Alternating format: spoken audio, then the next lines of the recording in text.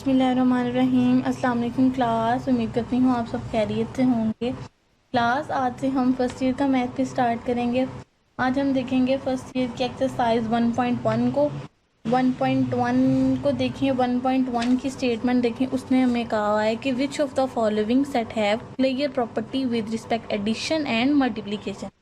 सबसे पहले आपको ये पता होना चाहिए कि क्लियर प्रॉपर्टी क्या होती है। क्लास आप हमने 9th क्लास में डिस्कस किया था चैप्टर नंबर 2 में सारी की सारी प्रॉपर्टीज को। तो सारी की सारी प्रॉपर्टीज हमारे पास थी। आपकी अपनी बुक की ना पेज नंबर 6 खोलें। पेज नंबर 6 में उसने सारी प्रॉपर्टीज दी हुई हैं।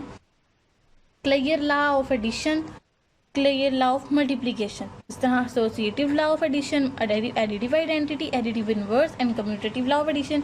इसी तरह उसने यहाँ पे दी हुई है associative law of multiplication, multiplicative identity, multiplicative inverse and commutative law of multiplication. सारी के सारी अगर आप थोड़ी सी अपने माइंड को जोर दें, अपने दिमाग पर जोर दें तो आपको याद आ जाएंगी। लेकिन फिर भी मैं आपको रिवाइज करवा देती हूँ। क्लियर प्रॉपर्टी क्या होती है। क्लियर प्रॉपर्टी क्लास हमारे पास बिलोंग करती है रियल नंबर्स। रियल नंबर्स के तौर पर हमारे पास क्लियर प्रॉपर्टी बिलोंग करती है। अपनी स्टेटमेंट में देखें, उसने हमें कहा हुआ है कि ए बी हमारे पास बिलोंग करते हैं रियल नंबर्स के, और ए बी हमारे पास हमें वो कह रहा है कि ए बी हमारे पास बिलोंग करते हैं रियल नंबर्स के मल्टीप्लिकेशन के तौर पर और एडिशन के तौर पर। ठीक है, ये हमारे पास मल्टीप्लिकेशन के तौर पर भी बिलोंग करते हैं और एडिशन के तौर पर भी बिलोंग करते हैं। अब ए बी हमारे पास क्या है। ए बी हमारे पास कोई भी कांस्टेंट वैल्यू हो सकती है जिसे हम ऐड करें। यानी अब हम अगर ए बी को ऐड करें, अब ये देखें ए प्लस बी को ऐड करें तो हमारे पास एक रियल नंबर आएगा। रियल नंबर आएगा ना, तो वही हमारे पास क्लियर प्रॉपर्टी होगी। अब रियल नंबर्स क्या होता है, what is the real number. Real numbers का ताल्लुक क्लास ऐसे नंबर से हैं, रियल नंबर्स ऐसे नंबर से जिनका ताल्लुक हो इवन नंबर से, ऑड नंबर से, नेचुरल नंबर से, होल नंबर से। अब इवन नंबर्स क्या होते हैं। इवन नंबर्स वो होते हैं जो 2 पे डिवाइड होते हैं। ऑड नंबर्स वो होते हैं जो 2 पे डिवाइड नहीं होते हैं। नेचुरल नंबर्स वो होते हैं जिन्हें हम ड्यूरिंग काउंटिंग यूज़ करते हैं। काउंटिंग में हम अगर हमने किसी चीज़ को काउंट करना हो तो हम उसे स्टार्ट करते हैं 1 2 3 4 5। इस तरह हम उन नंबर्स को हम नेचुरल नंबर्स कहते हैं। और होल नंबर्स वो होते हैं जिनके शुरू में 0 आ जाते हैं। ये सारे के सारे हो गए रियल नंबर्स। ठीक है, अब क्वेश्चन उसने हमें क्या कहा है। ठीक है, आपको उम्मीद करती हूँ कि आपको क्लियर प्रॉपर्टी की डेफिनेशन क्लियर हो गई होगी। अब स्टेटमेंट में वो कह रहा है कि उन्होंने सेट दिए हुए, हमने बताना है कि ये जो सेट है ये एडिशन के तौर पर और मल्टीप्लिकेशन के तौर पर क्लियर प्रॉपर्टी के अंदर हैं या नहीं है। ठीक है, क्वेश्चन नंबर 1 देखें। क्वेश्चन नंबर 1 उसने हमें दिया हुआ है 0। क्लास उसने क्वेश्चन दिया, वो कह रहा है कि इसमें हम जो हमें क्वेश्चन दिया होगा ना, हमने उस क्वेश्चन को उसी में ऐड करके देखना है कि वो एडिशन के तौर पर बिलोंग करता है या नहीं। अगर करता हो तो हम यहाँ पे लिख देंगे, अगर ना करता हो तो हम नहीं लिख देंगे। इस तरह हमने इसको एडिशन के तौर पर भी एक दफ़ा करना है और एक दफ़ा मल्टीप्लिकेशन के तौर पर भी करना है, क्योंकि उसने हमें स्टेटमेंट में कहा है with respect addition and multiplication. तो स्टार्ट करते हैं। हमने इसको क्लास स्टार्ट किस तरह करना है। हम सबसे पहले एडिशन के तौर पर करने लगेंगे, इसलिए हम यहाँ पे लिखेंगे एडिशन।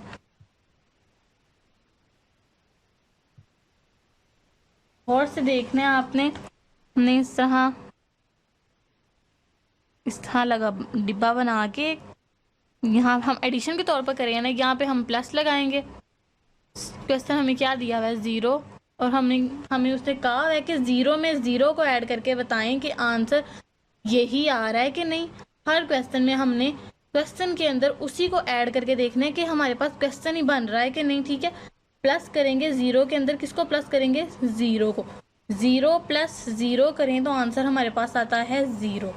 अब देखें 0 प्लस 0 इक्वल हमारे पास आ गया 0 के। तो ये हमें उसने क्वेश्चन दिया हुआ था। यहाँ पे हम लिख देंगे the set of the set of 0 as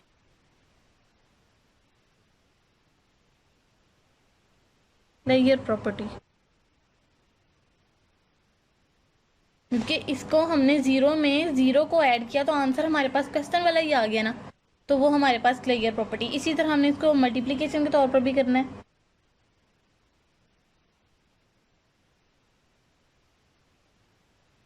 multiplication के तौर पर भी हम ऐसे ही इस तरह बनाएंगे यहाँ पे 0 लिखेंगे। 0 में हमने किसको ऐड करना है, मल्टीप्लाई करना है, 0 को ही करना है। उसमें हमने 0 के अंदर किसको ऐड किया था, 0 को। यहाँ हमने 0 के अंदर किसको मल्टीप्लाई करना है, 0 को। पर हम एडिशन के तौर पर करे थे, नीचे हम मल्टीप्लीकेशन के तौर पर करें। यहाँ हमने साइन प्लस का लगाया था, यहाँ हम साइन मल्टीप्लाई का लगाएंगे। 0 मल्टीप्लाई 0 करें तो आंसर हमारे पास आता है 0। यही आंसर आता है ना, 0 ही आता है ना। तो हम यहाँ पे लिख देंगे कि the set of 0 has clear property with respect multiplication।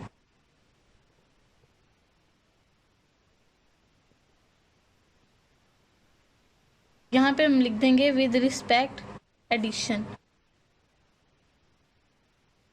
ये हमने एडिशन के तौर पर की थी, यहाँ पे हम एडिशन लिख देंगे। ये हमने मल्टीप्लिकेशन के तौर पर की थी, यहाँ पे हम मल्टीप्लिकेशन लिख देंगे। इसी तरह इसका क्वेश्चन नंबर 2 होना है। इसका पार्ट टू भी देखते हैं। उसने दिया है 1। इसको हमने सबसे पहले एडिशन के तौर पर करेंगे कि एडिशन के तौर पर ये बिलोंग करता है या नहीं, और इसी तरह इसको हम मल्टीप्लिकेशन के तौर पर भी देखेंगे। सबसे पहले हम एडिशन के तौर पर देख लेते हैं। हम उसी तरह ड्रा करेंगे। ये हम एडिशन के तौर पर करेंगे। यहाँ पे प्लस 1 में किसको प्लस करें, 1 क्वेश्चन दिया हुआ ना, यहाँ पे 1 आ जाएगा और हमने 1 में से 1 को ही प्लस करना है और हमारा आंसर 1 ही आना चाहिए। ठीक है, 1 + 1 आ गया 2। लेकिन हमारे पास जो यहाँ पे आंसर है वो तो क्वेश्चन वाला ही आना चाहिए था, लेकिन यहाँ पे 2 आ गया।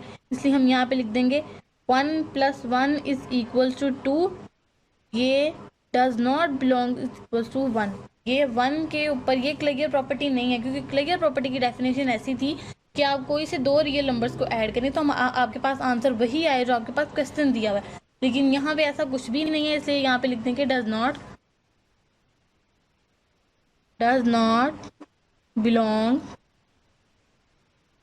belongs to the set of 1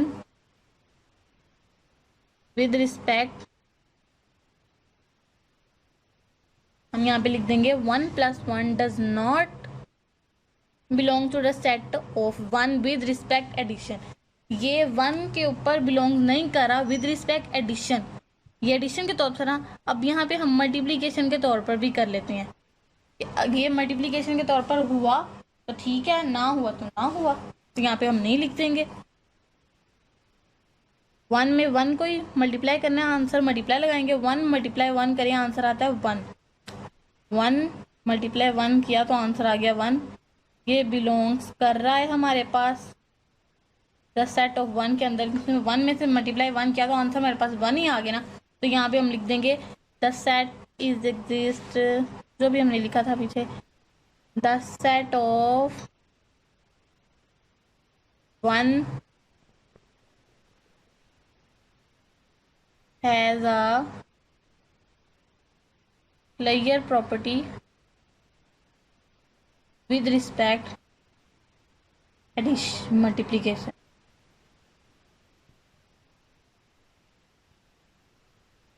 ठीक है क्लास, इसी तरह इसका क्वेश्चन नंबर 3 होना। 3 मैं करवा देती हूँ, 4 वाला आपने खुद ही करना है। 4 वाला भी इसी तरीके से होना है।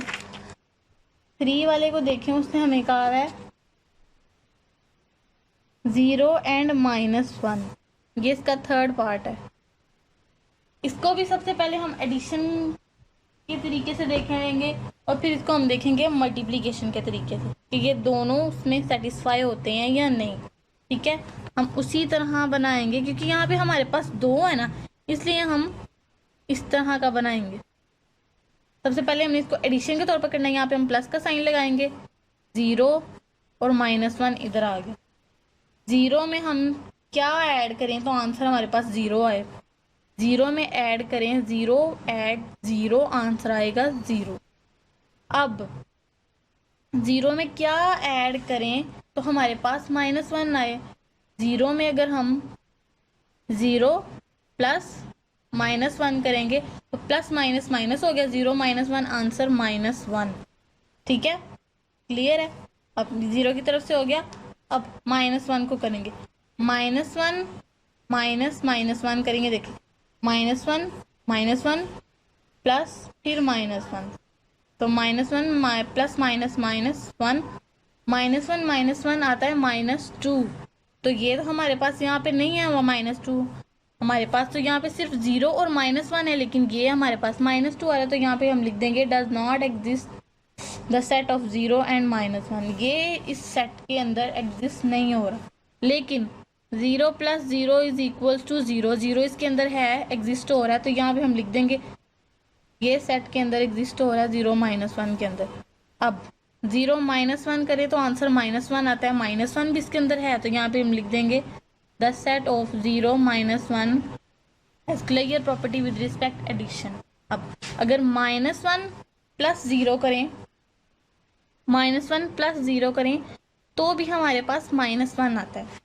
-1 + 0 कैसे करें, ये देखें, हमने 0 + 0 किया तो हमारे पास 0 आया, 0 + -1 किया तो ये आया, 0 + -1 किया तो ये आया, -1 आ गया।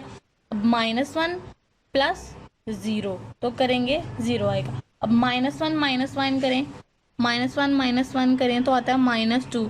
ये एग्जिस्ट नहीं कर रहा, तो ये हम लिखेंगे this is not the set of 0 and -1, लेकिन ये एग्जिस्ट कर रहा है तो ये सेट होगा।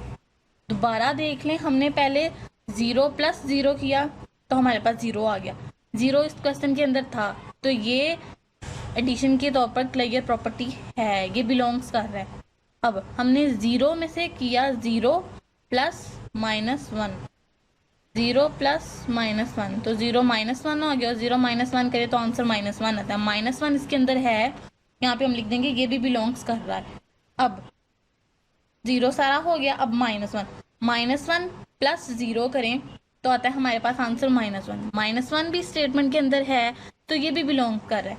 अब -1 + -1, -1 + -1 ये देखें, -1 + -1, -1 आ गया, प्लस -1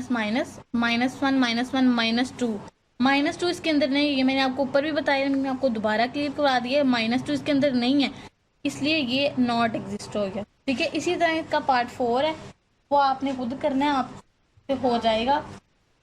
अब क्वेश्चन नंबर 2 पे आ जाए। क्वेश्चन नंबर 2 में वो देखें, कह रहे हैं name the properties used in this equation. हमने इनको सॉल्व नहीं करना है, इन इक्वेशंस को हमने सिर्फ बताना है कि इनकी ये जो हमने दी हुई है इक्वेशन, ये कौन सी प्रॉपर्टी है। क्वेश्चन नंबर 2 की स्टेटमेंट दिया हुआ है 4 + 9 is equals to 9 + 4।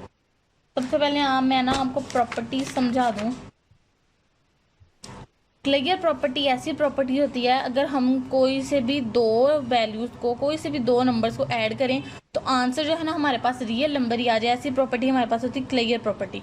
Associative property ऐसी प्रॉपर्टी होती है जिसमें एसोसिएटिव प्रॉपर्टी ऐसी प्रॉपर्टी होती है जिसमें हम कोई सी पहली दो को मल्टीप्लाई करके तीसरी में ऐड कर लें, या कोई सी आखिरी दो को मल्टीप्लाई करके तीसरी में ऐड कर लें, आंसर हमारे पास जो है वो सेम ही आना चाहिए।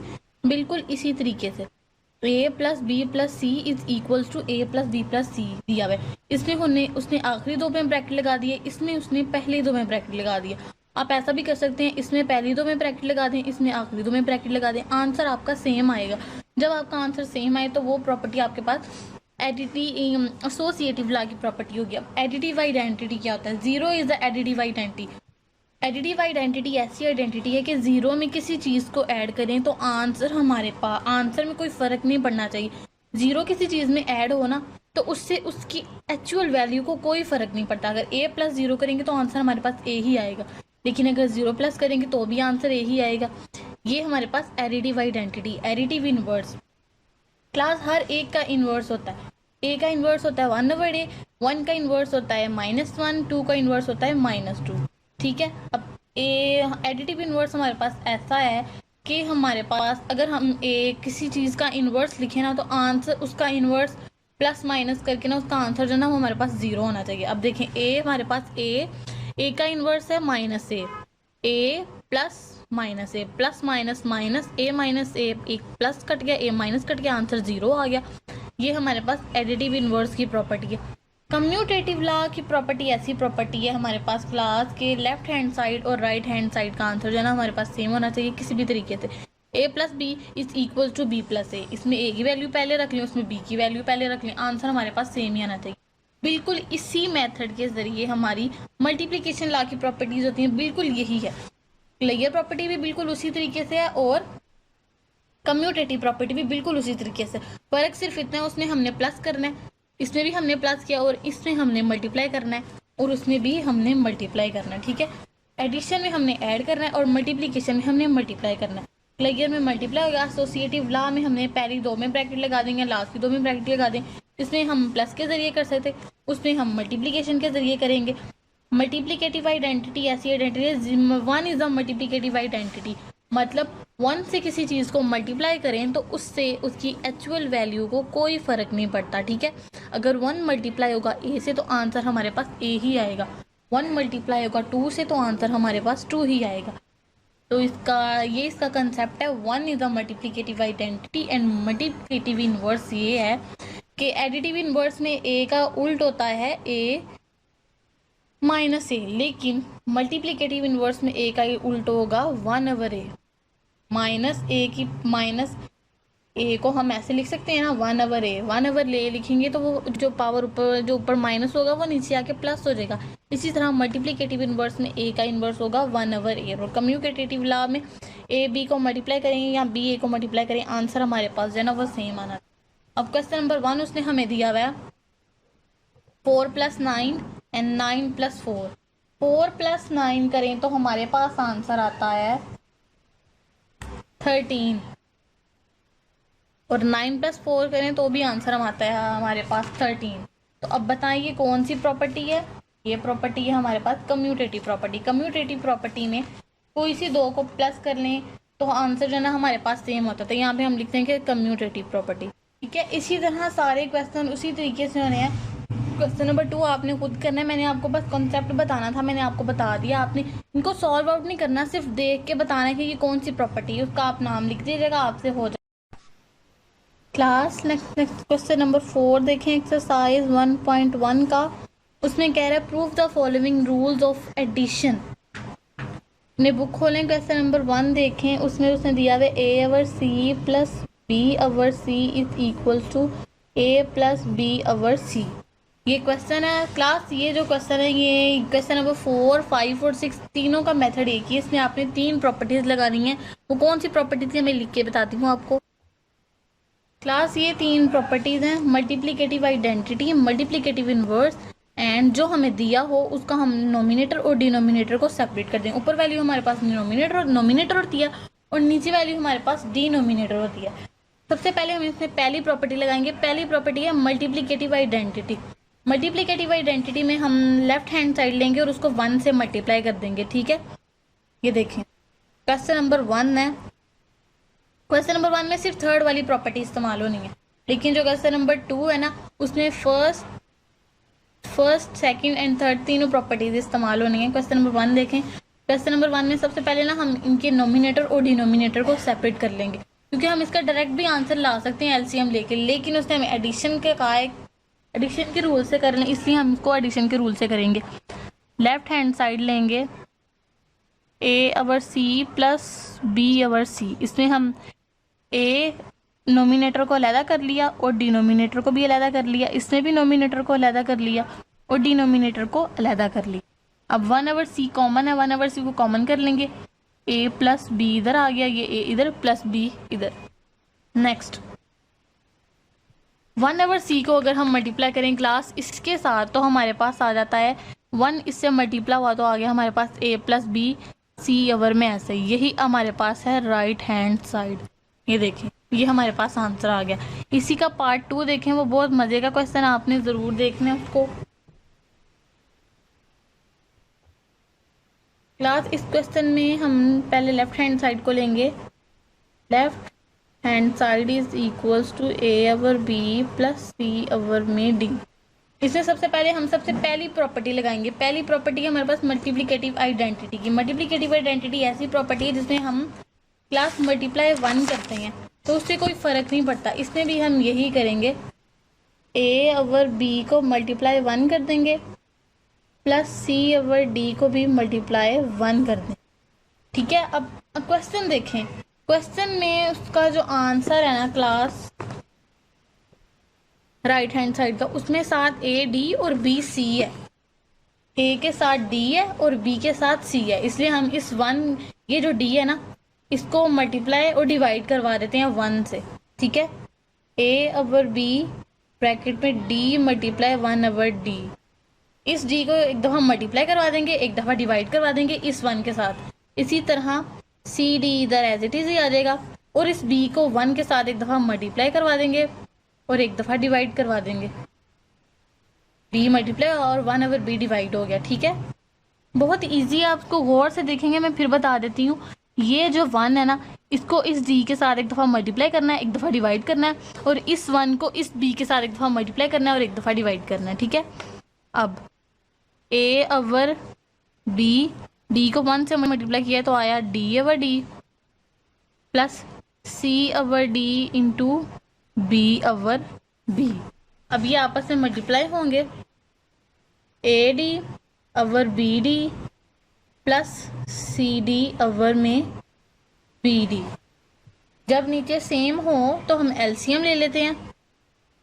BD से कॉमन आ गया, BD को BD से डिवाइड करेंगे, आंसर आएगा 1। 1 को मल्टीप्लाई करेंगे AD से तो AD एज इट इज़ ही आ गया।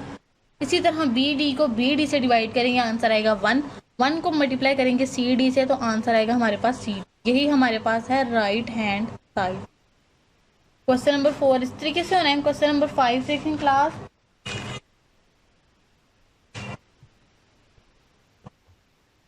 ये क्वेश्चन नंबर 5 है। क्वेश्चन नंबर 5 उसने दिया, उसमें कह रहा है वो प्रूव करें इसको हम सॉल्व करें और आंसर हमारे पास जो है ना वो ये आना चाहिए। इसको हम कैसे सॉल्व करेंगे? सबसे पहली प्रॉपर्टी हमारे पास थी मल्टीप्लिकेटिव आइडेंटिटी की। इसको भी मल्टीप्लाई 1 कर देंगे और इसको भी मल्टीप्लाई 1 कर देंगे। ठीक है, सबसे पहले इनको हम ना करेंगे, इनको मल्टीप्लाई 1 करवा देते हैं। -7 over 12 multiply 1 minus 5 divided 3 multiply 1। ये हमने ली है लेफ्ट हैंड साइड। ठीक है, को हमने मल्टीप्लाई करवाया तो ये हमारे पास आ जाएगा। अब हमारे पास ये आ गया ना, लेकिन यहाँ पे हमारे पास आंसर जो है वो 21 है। इसलिए सबसे पहले हम एलसीएम लेंगे। एलसीएम में हमारे पास 12 और 18 है। साइड पे मैं ले लेती हूँ LCM. 12 and 18, 2 6 are 12, 2 9s are 18, 2 3s are 6, 9 as it is, 3 1s are 3, 3 3s are 9 and 3 1s are 3, 2 3 2 2 और 3 3, 2 2s are 4, 3 3s are 9, 4 9s are 36। 36 LCM है ना, इसलिए हम 36 को एलसीएम के तौर पर ले लेंगे। अब 36 इधर, पहले मैं आपको रफ साइड पे दिखा दूँ। 36 आ गया एलसीएम, 36 इधर रखेंगे। 36 को डिवाइड करेंगे 12 से। 12 को डिवाइड करें 36 से तो आता है हमारे पास 3, 0 आ गया। अब इस 3 को हमने इस 7 से मल्टीप्लाई करना है। 3 7 जार 21, माइनस 7 है तो -21 ओवर 12 आ गया, ये माइनस इधर ही। अब 36 को डिवाइड करेंगे 18 से। सबसे पहले हमने एलसीएम आया था हमारे पास 36, इन दोनों का एलसीएम 36 आया। 36 को डिवाइड किया 12 से तो आंसर आया 3। 3 को मल्टीप्लाई किया 7 से तो -21 आ गया। अब 36 को डिवाइड करेंगे 18 से तो आएगा, 36 को डिवाइड करें 18 से तो 2 आएगा। उस 2 को हम इस 5 से मल्टीप्लाई करेंगे तो हमारे पास आएगा 10। 10 डिवाइड 18, लेकिन 12 और 18 का एलसीएम था हमारे पास 36, इसलिए हम यहाँ पे लिख देंगे -21 माइनस 10 डिवाइड बाय 36। ठीक है, यही इसकी राइट हैंड साइड है। क्लास उम्मीद करती हूँ आपको क्वेश्चन नंबर 5 भी क्लियर हो गया होगा। अब क्वेश्चन नंबर 6 पे आ जाएं। क्वेश्चन नंबर 6 देखें, क्या है? Simplify justify. देखें कह रहा है simplify by justifying each step. ये 3 4 क्वेश्चन हैं। दो मैं आपको करवा देती हूँ, दो आपने खुद करने हैं। इनको हमने बहुत आसान तरीके से हमने इनको सॉल्व करना है। क्वेश्चन नंबर 1 देखें। क्वेश्चन नंबर 1 बिल्कुल क्वेश्चन नंबर 4 के पार्ट 1 की तरह है। उससे में स्टेटमेंट दी हुई है 4 + 16x/4। इसमें हमने क्या करना है क्लास, इसमें सबसे पहले हम ना इस 4 जो है ना, ये जो इसका डिनोमिनेटर, इसको सेपरेट करेंगे। 1/4 सेपरेट हो गया, तो क्या बच गया हमारे पास 4 + 16x। ठीक है, अब इस जो 1/4 जो हमने कॉमन किया ना, बाई निकाला है इसका डिनोमिनेटर, इसको हम इससे भी मल्टीप्लाई करवा देंगे और इससे भी मल्टीप्लाई करवा देंगे। 1/4 × 4 + 1/4 × 16x। 4 4 से कैंसिल, 4 4 × 16, यहाँ बच गया 1 + 1 × 4x। 1 + 4 को 4x को 1 से मल्टीप्लाई करें तो आएगा 4x, तो 1 + 4x हमारे पास आंसर आ गया। इसमें हमें राइट हैंड साइड नहीं दी थी, इसलिए हमको सिंप्लीफाई करना था बाय जस्टिफाइंग ईच स्टेप। ठीक है, तो क्वेश्चन नंबर 2 देखें। 3 और 4 आपने खुद करना है। क्वेश्चन नंबर 2 है 1/4 + 1/5। क्वेश्चन लिख के बताती हूँ क्लास। इस क्वेश्चन में सबसे पहले हम फर्स्ट स्टेप देखेंगे। फर्स्ट स्टेप में हम इन सबको मल्टीप्लाई 1 करते थे, एडिटिव आइडेंटिटी। उसी तरह हम करेंगे 1/4 × 1 + 1/5 × 1। इसी तरह 1/4 × 1 - 1/5 × 1। इसी तरीके से आपने वही 3 प्रॉपर्टीज लगा के ये जो 3 प्रॉपर्टीज है ना ये 3 प्रॉपर्टीज लगा के आपने सारे के सारे क्वेश्चन करने हैं। ठीक है, मल्टीप्लाई 1 कर लिया।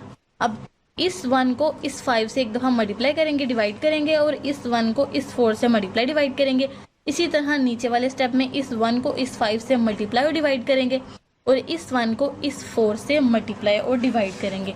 मैं करती हूँ, आप देख लें। 1/4 को 5 से मल्टीप्लाई करना है और एक दफ़ा डिवाइड करना है।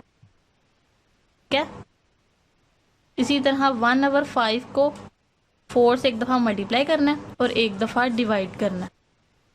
इसी तरह 1/4 को 5 से एक दफ़ा मल्टीप्लाई करना और एक दफ़ा डिवाइड करना है। फ़र्क सिर्फ इतना, ऊपर प्लस है नीचे माइनस है। इसी तरह 1/5 को 4 से एक दफ़ा मल्टीप्लाई करना है और एक दफ़ा डिवाइड करना है। अब